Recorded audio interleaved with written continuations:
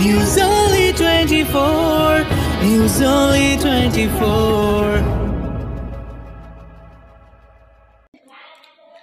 28শে নভেম্বর রুক্মিণী মৈত্র ও চিরঞ্জিত চক্রবর্তীর অভিনীত ছবি হাঁটি হাঁটি পা পা মুক্তি পেতে চলেছে।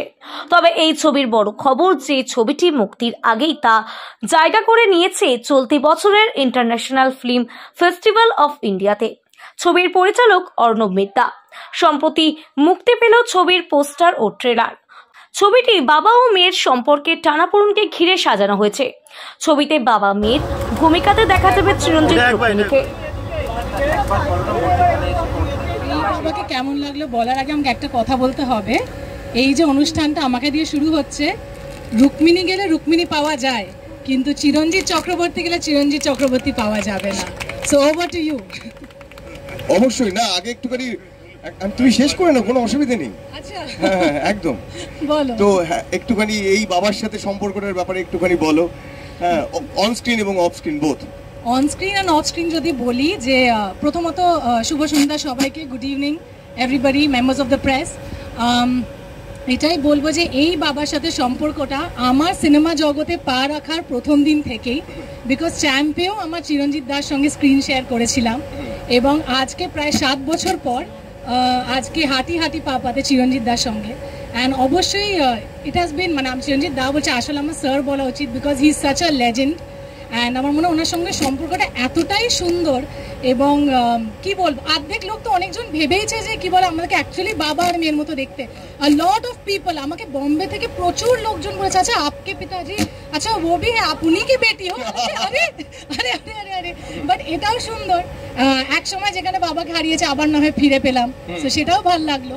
But wonderful to work with Chiranjeet দা। আমি ইনস্টিটিউশন বলার জন্যই বলি না, যে মজার মজার গল্পগুলো আমাদেরকে বলে, প্রত্যেকবার শর্ট কাটের মাঝখানে আমরা চলে যাই 20 বছর পেছনে নিয়ে, প্রতিটা সিনের গল্প শুনি, আমাদেরকে সিন শেখায়, ইম্প্রোভাইজ করা শেখায়।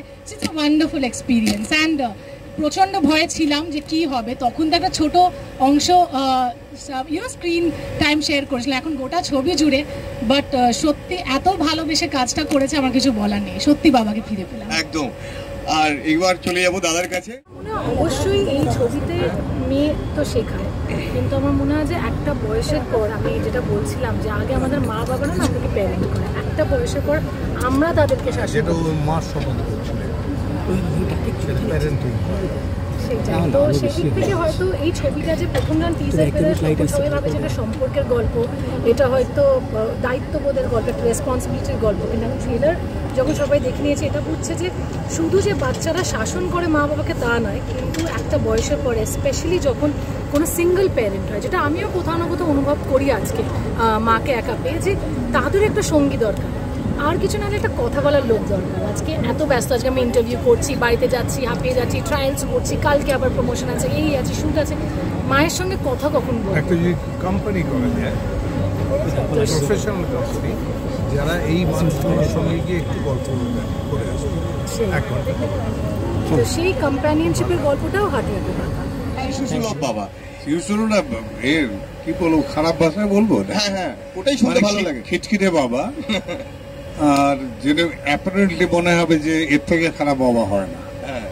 সব সময় মেয়ের পেছনে লেগে থাকে, মেয়ে যা করে তার উল্টোটা সে বলে।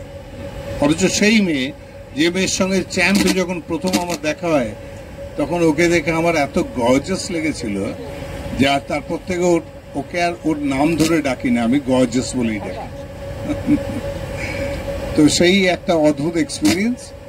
লোকে অনেক নিন্দু করে অনেক রকম কথাটা তো বলে, কিন্তু আমার মনে হয়, দেখেছিস আমার থেকেও দজ্জাল কেউ আছে, বুঝতে পারছি, ওরা খিটখিটে, তার থেকেও দজ্জাল কেউ আছে। এটা আমার সাথে আমি যখনই কথা বলি কেউ একটা মাইক বন্ধ করে দিতে চায়।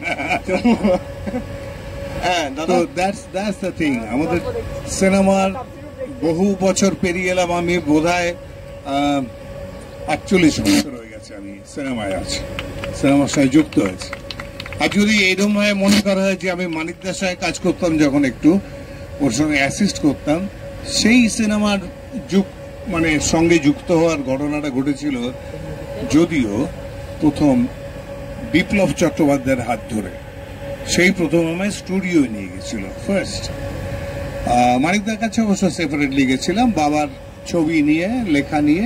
তো এই বড় বড় মানুষের সামনে বলাটা আমার উচিত না, একটু ছবিটার ব্যাপারে এবং কিভাবে কনসিভ করলি তুই ছবিটা, এবং এরকম একটা গল্প যেখানে এই সময়ের দাঁড়িয়ে খুব ইম্পর্টেন্ট একটা গল্প, কারণ আমরা জানি যে এখন বয়স্ক মা বাবারা একটা বড় একাকিত্ব, এবং বার্ধক্য এবং একাকিত্ব এইটা একটা অঙ্গাঙ্গিভাবে জড়িয়ে, যেখানে ম্যাক্সিমাম আমরা দেখেছি যে জেরিয়াট্রিক সোসাইটি হচ্ছে, বা বয়স্কদের জন্য বিভিন্ন অনেক অনেক এজেন্সি তৈরি হয়ে গেছে, যে ছেলে মেয়ে নেই, ওই এজেন্সির ওপর দায়িত্ব যে বাজার করে দেওয়া বা তাদেরকে ম্যানেজ করা। সেখানে দাঁড়িয়ে এরকম একটা বাবা মেয়ের সম্পর্ক নিয়ে গল্প খুবই সুন্দর। এবং কিভাবে তুই কনসিভ করলি গল্পটা? ও স্ক্রিপ্ট লিখেছেন যিনি, তার নাম প্রিয়াঙ্কা পোদ্দার। আচ্ছা।